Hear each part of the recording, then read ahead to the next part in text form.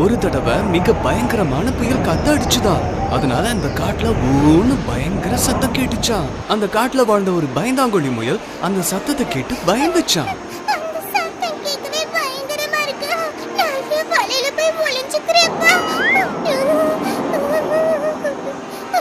அப்படின்னு சொல்லிட்டு மாமரத்துக்கு கீழே இருந்த தன்னோட வலையில அது போய் ஒளிஞ்சுக்கிச்சான். திடீர்னு டம்மு டிம்மு ரெண்டு பெரிய சத்தம் கேட்டதும் பயந்து போன அந்த முயல் பதறி அடிச்சுக்கிட்டு வெளியே ஓடிச்சான்.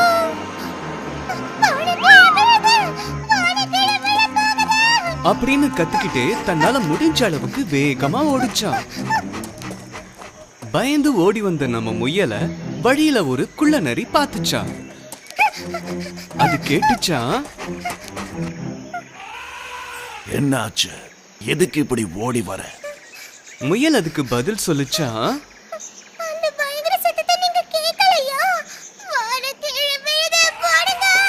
அப்படின்னு மறுபடியும் ஓடிச்சான்.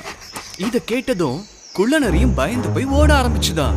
அத பார்த்த ஒட்டகச்சிவிங்கி, யானை, மானு, குதிரை எல்லாமே பயந்து போய் கூட சேர்ந்து ஓட ஆரம்பிச்சுதான். எல்லாரும் கத்துற அலறல கேட்டு அந்த ராஜா சிங்கம் தன்னோட குகையில இருந்து வெளியே வந்துச்சான். எதுக்காக இப்படி எல்லாரும் ஓடி வரீங்க? என்ன ஆச்சு?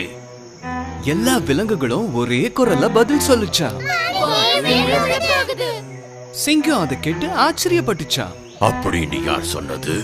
அப்படின்னு கேட்டுச்சான். உடனே முயல் முன்னாடி வந்துச்சான். ஆனா அந்த புத்திசாலி சிங்கமோ இந்த மாதிரி கதைகள் எல்லாம் நம்பாது.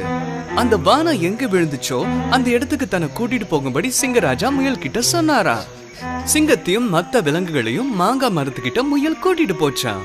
ஆனா அங்க எல்லாரும் பார்த்தது என்னன்னா, ஒரு பெரிய மாங்காய் அந்த இடத்துல விழுந்து கிடந்தது. அங்க என்ன நடந்திருக்குன்னு இப்ப எல்லாருக்கும் புரிஞ்சு போச்சு. முயல் சொன்னதை நம்பினதை நினைச்சு எல்லாரும் வெட்கப்பட்டாங்களாம். எப்பவும் ஒரு விஷயத்த முழுசா ஆராய்ஞ்சு பார்க்காம அதை முழுமையா நம்பிடக்கூடாது.